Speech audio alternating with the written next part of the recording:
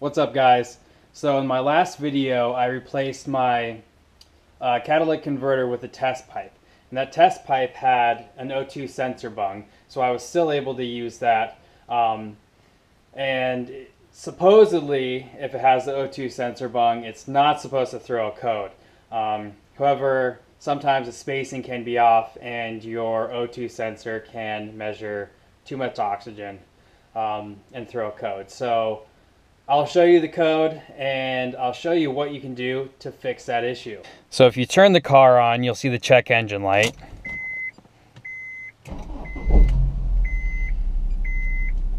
So you can see the check engine light on there.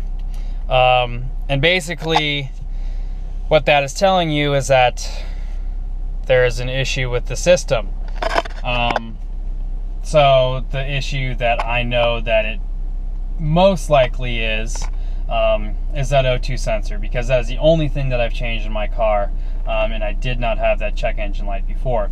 What you can also do is go to O'Reilly's or Advanced Auto Parts or Napa, and they can plug your car into their OBD2 code checker and basically let you know exactly what the issue is. But I know what the issue is in my car, or at least I'm 99% certain what it is. So I'm going to show you what I got to fix the issue, and then I'll show you after restarting the car that I no longer have a check engine light on. Alright, so on Amazon you can get a Blox O2 sensor spacer. Basically what it does is it just moves the O2 sensor back a little bit so it doesn't read as much oxygen coming through, and then it'll, once you restart your car, it will show that you no longer have an issue with the check engine light or the O2 sensor. So you can get this at Amazon. It's only like $14. I'll put the link in the description below. If you have an issue, go ahead and pick this up. 99% of the time it'll fix your issue.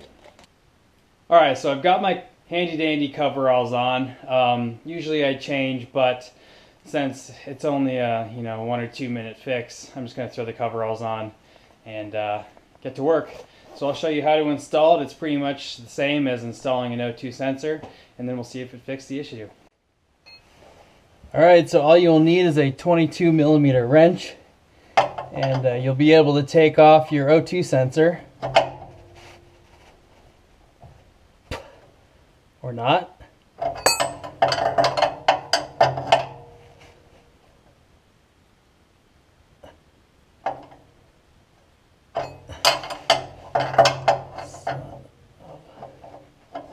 Really, O2 sensor, you're gonna do me like that?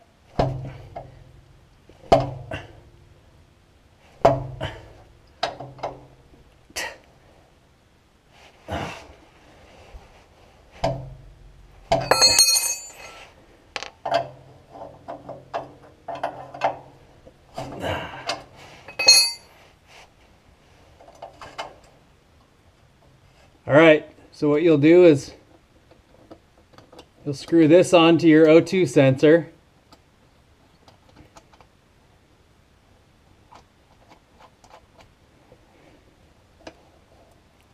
Alright, and then you'll screw this.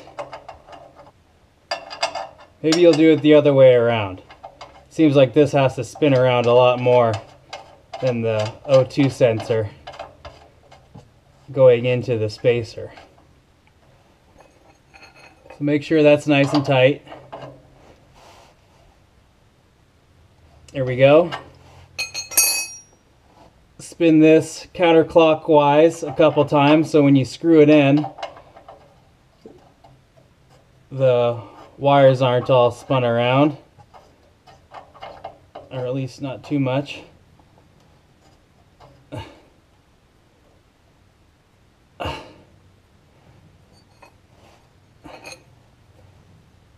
And you'll tighten it back up. That should fix it. There we go. Alright, coveralls are off, and as you can see, they're awesome. Don't have to take your nice clothes off, and you can still work on your car as long as the inside of your coveralls aren't destroyed. So I'm going to turn the car on, see if the cell turns off. If not, I'll just take the negative terminal off the battery, reset it, and we should be good to go. Damn it. Okay, I'm gonna go to O'Reilly's. It's only about a 3-minute drive. I'm gonna have them run a OBD to check on it and then see if they can clear the code over there. So I'm gonna go down there and show you how they clear the code.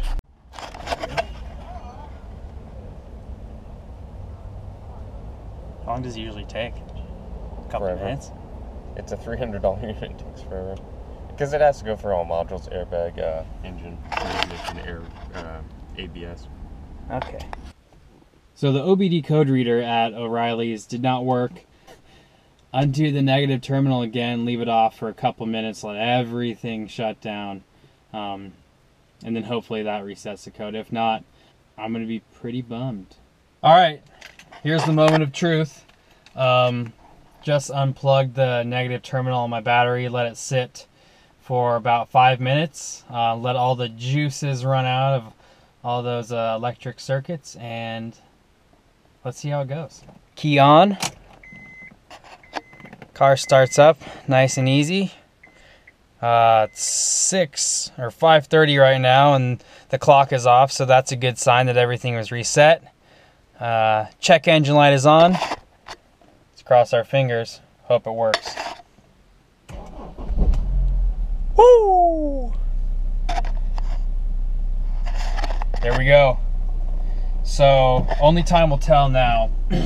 When I first replaced the test pipe, it didn't turn on until about 20 minutes after I had replaced the O2 sensor. So we'll see. I'll give it 20 minutes, let the computers recalibrate, and music. See if there's any codes being thrown, but so far so good. I'm going to drive it around for 20 minutes and we'll see what happens. All right, here we go. This is the moment of truth.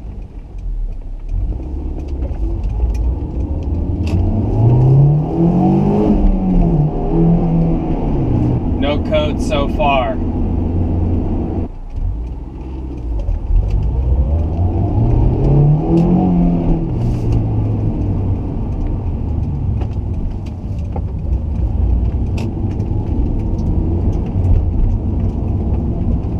Alright.